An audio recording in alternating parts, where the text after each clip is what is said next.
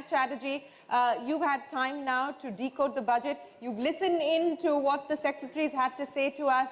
On balance, does the fine print justify the sentiment that we've seen, which has been fairly positive and fairly confident of being able to get back to the growth path? Look, it's addressed even after reading the fine print. If you step back and see the wood and not the trees, it's come to grips with two realities. The first reality is agrarian distress. The second reality is that this is the last operating year before a general election. These are the two clear realities which this budget has sought to address. Everything else kind of falls around these two large pillars. On agrarian distress, I don't want to get into the details, but it is one budget where I've seen a huge degree of granularity on pushing projects at the village, rural, district level.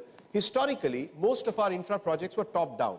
Bharatmala, Sagarmala, Udan, Uday, they were pushed down from the center. This is one attempt where you're pushing bottoms-up infrastructure projects at a very granular level. It has its problems. The road from New Delhi to Panchayat, as we know, has a lot of transmission loss.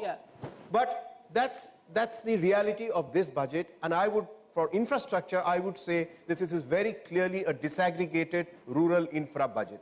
On the other hand, not a single new mega project has been announced in this budget. No Sagarmalas, Bharatmalas, etc. And a very clear message to the audience by the finance minister. He took great pains to say that they're on top of the situation to see timely completion, execution, and to say that the Prime Minister himself monitors project execution to the Pragati platform, etc. So my broad take is, these were the two realities. Pump priming public growth through public expenditure in infrastructure, 21% increase in the overall allocations by about 1 lakh crore. So that story stays intact without any new item numbers. And on agrarian distress, a huge degree of grassroots, bottoms-up rural infra projects. I'm going to get